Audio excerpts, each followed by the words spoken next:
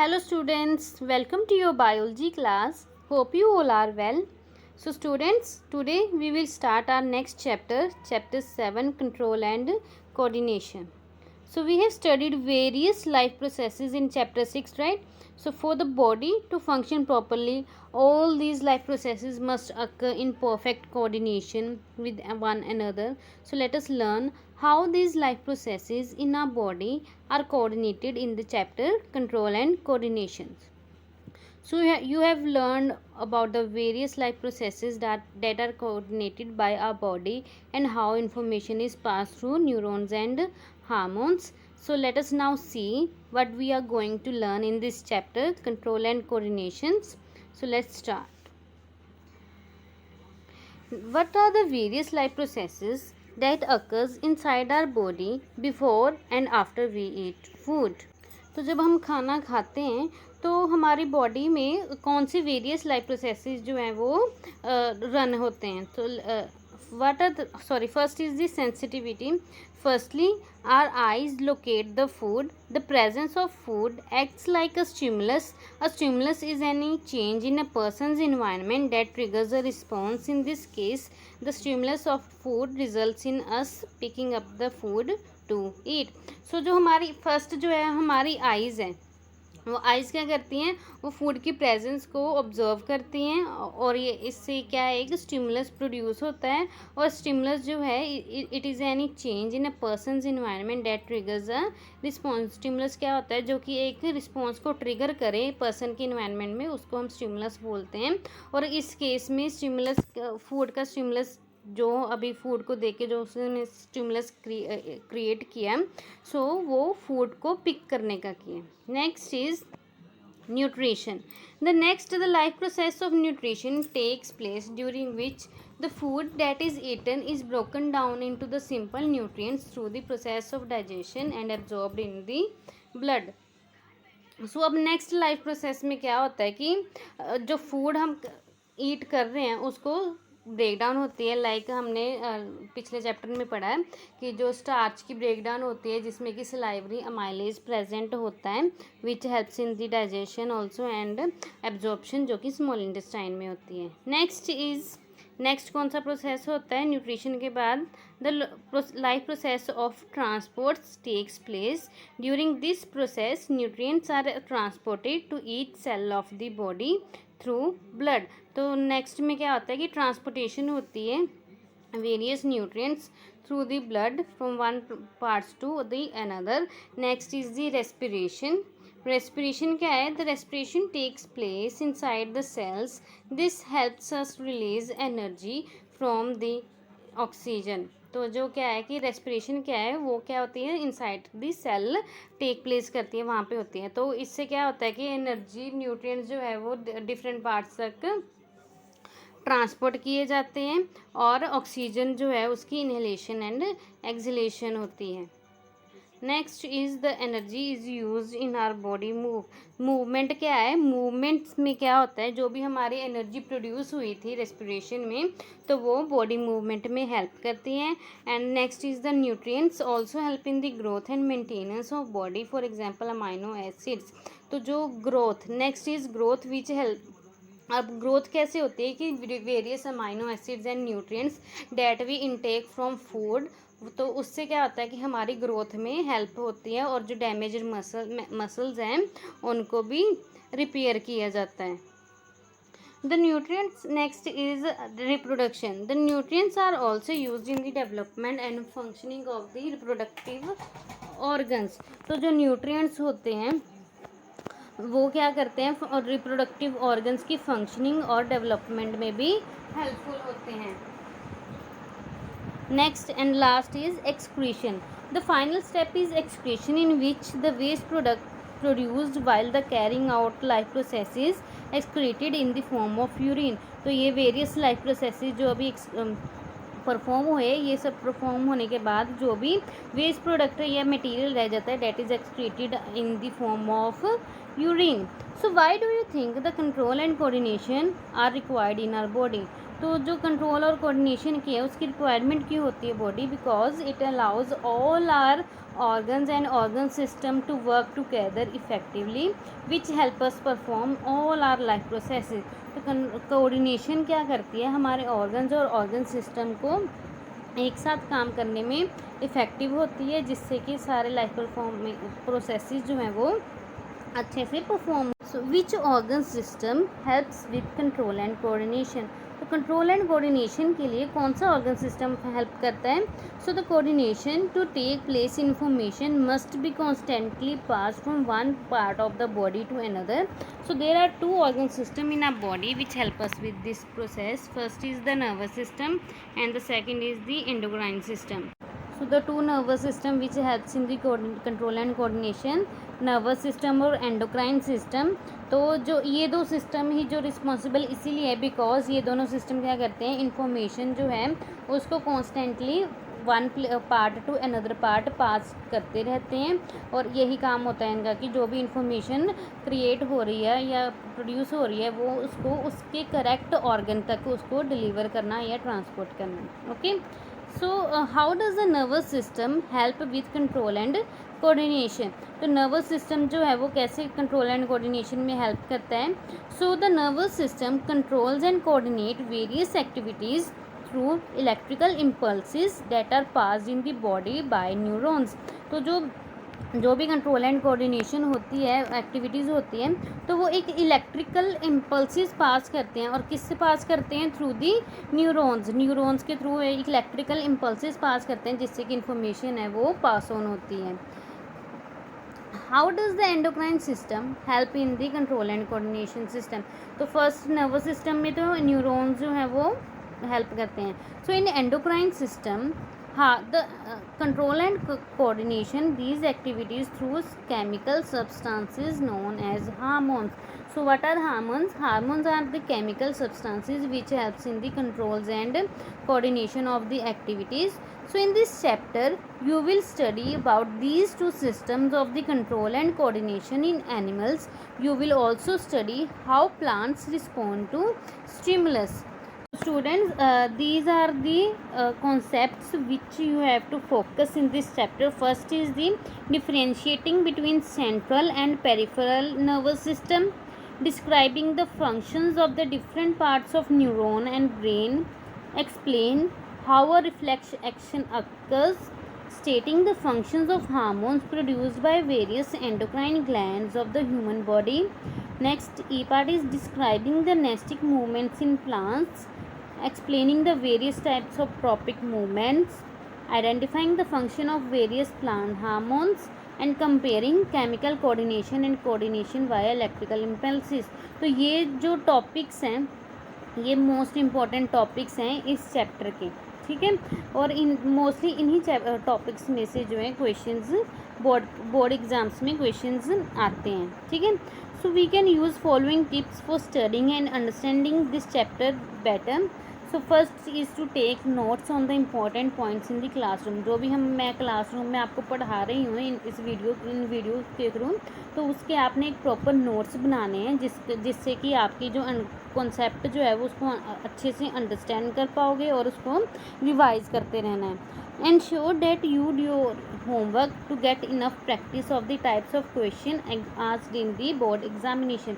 तो जो भी वीडियो में क्वेश्चंस करवाए जाते हैं प्लस जो भी आपको होमवर्क दिया जाता है उसको आपने रेगुलरली करना है ताकि कि आपकी रिवीजन भी होती रहे बोर्ड एग्ज़ाम्स के लिए.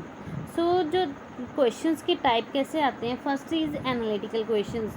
तो इस टाइप्स के क्वेश्चंस जो हैं वो बोर्ड एग्जाम्स में आते हैं. एनालिटिकल क्वेश्चंस में क्या होते हैं कि आपने एक डाटा रीड करना होता है और उसको एनालाइज करना होता है उस डाटा के बेस पे कि मतलब कि एक तरह केस स्टडी ही होगी. So next is reading comprehension types questions. तो रीडिंग इस क्वेश्चंस में क्या होता है कि आपको एक कॉन्सेप्ट टाइम या फिर एक पैराग्राफ दिया जाता है जिसको कि आपको रीड करके अपनी अंडरस्टैंडिंग से क्वेश्चंस को आंसर करना होता है. And the third is assertion and reasoning type questions. तो लास्ट चैप्टर में भी मैंने आपको assertion and reasoning type questions समझाए थे. तो these questions involve the reading the statements and identifying if one is an assertion and the other a reason for the assertion. assertion and reason में क्या होता है कि assertion में एक statement दी जाती है और रीज़न में उसकी रीजनिंग दी जाती है. फिर आपने बताना होता है कि if the both the statement is true और the reason mentioned here is the correct explanation of the statement. So the summary is, जो भी अब हमने अभी तक पढ़ा, so summary was the control and coordination help us carry out all the life processes and respond to various stimuli around us. So Mrs. Gren was the short form, movement, respiration, sensitivity, growth, reproduction, excretion and nutrition. So the control and coordination takes place in our body through the nervous system and endocrine system. तो जो control and coordination है उसमें कौन से 2 organ systems involved हैं? Nervous system involve है and endocrine system involve है.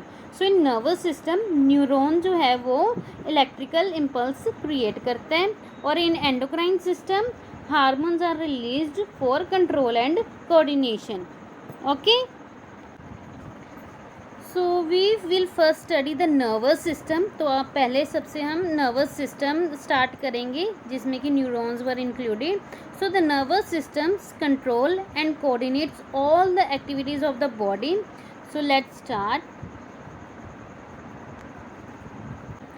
सो before we study how our nervous system works, let's get to know about its components. So the nervous system is an organ system responsible for controlling and coordinating the activities of the body through electrical impulses and has 2 parts. तो nervous system के भी 2 parts होते हैं. First one is the central nervous system and the second is peripheral nervous system. So it comprises of the brain. जो central nervous system है, first one is CNS whose full form is central nervous system. So it comprises of the brain and spinal cord. So central nervous system में क्या आता है, सिर्फ brain and spinal cord is included. The brain has special areas that help it perform various functions. The spinal cord consists of a bunch of nerves that supply information to from the brain or from to the body parts, and it helps us to think about a situation and take suitable action. तो first brain में क्या है कि एक special area present होता है जो कि वेरियस फंक्शन परफॉर्म करने में हेल्प करता है. और स्पाइनल कॉर्ड में क्या होते हैं, उसमें एक बंच ऑफ नर्व्स प्रेजेंट होते हैं जो कि इंफॉर्मेशन जो है ट्रांसपोर्ट करते हैं from brain to the body parts and from body parts to the brain. और ये जो सेंट्रल नर्वस सिस्टम है यही हमें ना सिचुएशन के बारे में थिंक करने में हेल्प करते हैं और सुटेबल एक्शन लेने में भी. So it comprises next is peripheral nervous system. So it comprises all the nerves that branch out from the brain and the spinal cord and extend to the other part of the body, including muscles and organs. So central nervous system से spinal cord और brain include कर रहा था. So in peripheral nervous system में ये था कि जो spinal cord से जो nerves हैं वो extend हो रही हैं पूरी body में, तो वो सारी जो एक्सटेंशन है नर्व्स की वो सारी जो है वो पेरिफेरल नर्वस सिस्टम के अंडर आती हैं. So these nerves help transmit electrical signals to and from the CNS. तो CNS जो है सेंट्रल नर्वस सिस्टम से जितने भी इलेक्ट्रिकल सिग्नल्स प्रोड्यूस हो रहे थे जो पहले ब्रेन से स्पाइनल कॉर्ड में जा रहा है, स्पाइनल कॉर्ड में जितने भी नर्व्स हैं वो सारी बॉडी डिफरेंट बॉडी पार्ट्स में एक्सटेंडेड है. सो यहाँ से CNS से जितने भी इलेक्ट्रिकल इम्पल्सेस प्रोड्यूस हो रहे हैं वो PNS में जाते हैं. PNS meaning peripheral nervous system, वहाँ पे जाते हैं. और पेरिफेरल नर्वस सिस्टम जो है वो डिफरेंट बॉडी पार्ट्स तक एक्सटेंडेड होता है जिससे कि वो डिफरेंट बॉडी पार्ट्स तक इलेक्ट्रिकल इम्पल्सेस जो है वो सेंड करता है. So the PNS has 2 types of nerves. अब PNS में क्या होते हैं, 2 टाइप्स ऑफ नर्व्स होते हैं. First one is the cranial nerves and the second one is the spinal nerves. In cranial nerves that arise from the brain. Cranial nerves वो होते हैं जो कि ब्रेन से अराइव होती हैं और स्पाइनल नर्व्स वो होती हैं जो कि स्पाइनल कॉर्ड से अराइज होती हैं. ओके, सो PNS में 2 टाइप्स की नर्व्स होती हैं, राइट. सो ये देखो यहाँ पे जो ये वाला सिस्टम है इसको क्रेनियल नर्व्स बोलते हैं, जो कि डायरेक्टली ब्रेन से कनेक्टेड होती हैं और ब्रेन से ही अराइज हो रही हैं। And spinal nerves are these, ये स्पाइनल कॉर्ड है हमारी, और इसी स्पाइनल कॉर्ड से जो नर्व्स अराइज होती हैं उनको हम स्पाइनल नर्व्स बोलते हैं। So the nervous system, both the CNS and PNS work together to perform the functions of the nervous system। तो नर्वस सिस्टम में क्या होता है कि CNS और PNS दोनों ही जो हैं वो इकट्ठे परफॉर्म करते हैं नर्वस सिस्टम को कंप्लीट करने के लिए। So suppose you want to pick a cup of warm milk and drink it, how will the CNS and PNS work together to help you do this. तो आप एक गर्म दूध पीना चाहते हो, ठीक है, जिस कप में गर्म दूध है वो ड्रिंक करना चाहते हैं। सो जो CNS एंड PNS जो है वो आपको कैसे हेल्प करेंगे वर्क करने के लिए। So sense organs receive information from the surroundings, for example the eyes see a cup of milk and hand touches the feel that cup is warm. तो फर्स्ट क्या होता है कि हमारे सेंस ऑर्गन्स जो हैं वो अपना वर्क करते हैं। फर्स्ट जो आइज़ हैं वो मिल्क को देखते हैं और हमारा जो हैंड है वो कप को जब टच करता है तो वो उसकी वार्मथ को फील करता है कि वो कितना गर्म है।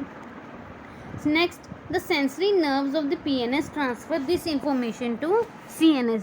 जब इन ऑर्गन्स ने अपना काम कर लिया, अपनी ऑब्जर्वेशन देख ली आइज एंड हैंड्स ने, तो वो ऑब्जर्वेशन जो है वो इंफॉर्मेशन जो है वो थ्रू PNS से CNS तक ट्रांसफ़र होता है। PNS क्या था? Peripheral nervous system, and CNS was central nervous system. तो जो हमारी हैंड्स में है जो PNS है, राइट, CNS जो है वो ब्रेन एंड स्पाइनल कॉर्ड में है। So what are the sensory nerves? Sensory nerves are the nerve that carries signals from the sense organs to the spinal cord and brain. So they are called so because they help us sense the stimuli in the environment through the 5 sense organs, namely eyes, ears, mouth, nose and skin।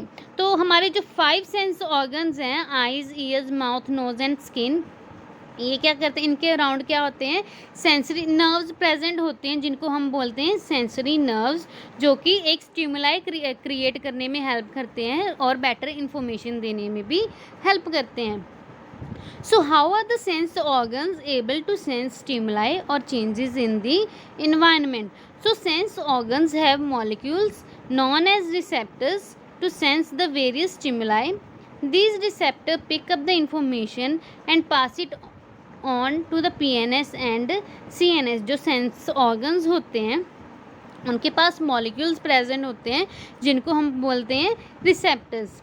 अब ये receptors क्या करते हैं, इनके ये various stimuli को sense करते हैं और जो भी वो सेंस कर रहे हैं उस इंफॉर्मेशन को वो PNS और CNS को पास आउट कर देते हैं। So in the eyes photo receptors are present, in the ears phonoreceptors are present which help in the hearing of sounds, and in tongue gustatory receptors are present, in nose olfactory receptors are present, and in hands thermoreceptors are present।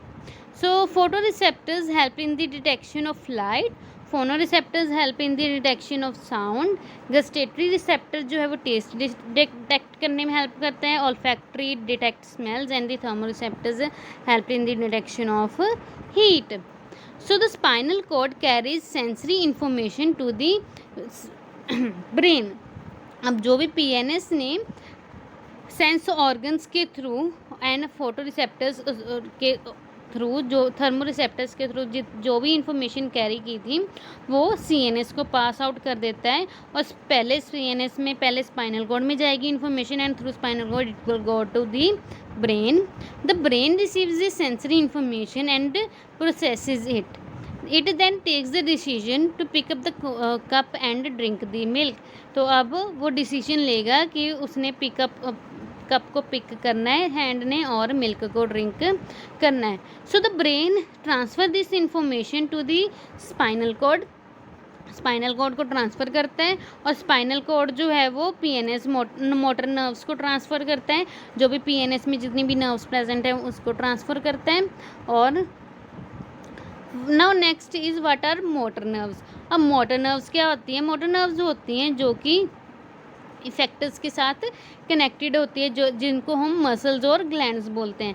So the motor nerves are the nerves connected to the effectors that is called the muscles and the glands. So the हम muscles और glands को क्यों बोल रहे हैं effectors? So the muscle and glands are called effectors because they act in the response to the signal from the brain and the spinal cord. So the muscle contract and relax to make the hand move and pick up the cup. In this manner the CNS and PNS work to help you pick up the cup of warm milk and place it on your mouth. So please note that the cranial and spinal nerves of the PNS can be sensory or motor depending on whether they are connected to sense organs or effectors. तो ये important है कि जो cranial और spinal nerves होती हैं, spinal जो कि स्पाइन से जुड़ी होती है और क्रेनियल जो कि ब्रेन से जुड़ी होती हैं। सो क्रेनियल और स्पाइनल नर्व्स जो होती हैं पीनियस की, वो सेंसरी और मोटर की तरह एक्ट कर सकती हैं डिपेंडिंग कि वो सेंस ऑर्गन साथ कनेक्टेड है या नहीं कनेक्टेड है।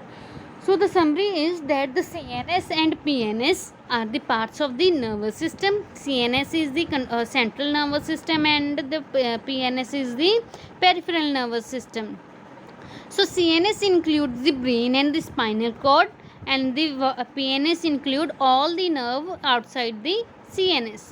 So the sensory nerves of the PNS deliver message to the CNS, and the CNS interprets the signal and then decide what action to take.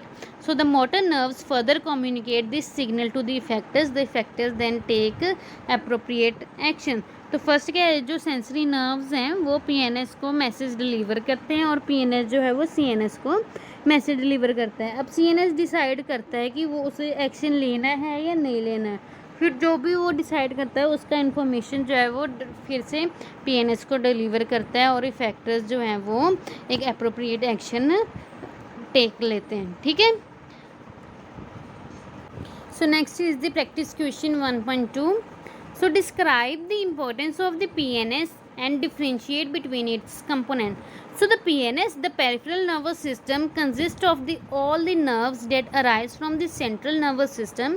They play an important role in transmitting electrical signal to and from the CNS. जो PNS क्या होते हैं कि वो उनमें क्या included होती हैं, जो भी CNS के आउटसाइड जितनी भी नर्व्स होती हैं वो PNS के अंदर इंक्लूडेड होती हैं और वो इम्पॉर्टेंट रोल प्ले करते हैं for the transmission of the electrical signal from the end to the CNS.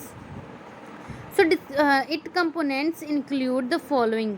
जो PNS होते हैं उनमें क्रेनियल नर्व्स और स्पाइनल नर्व्स आर प्रेजेंट. इन cranial nerves these are the nerve that arise from the brain and spinal nerves are the nerve that arise from the spinal cord.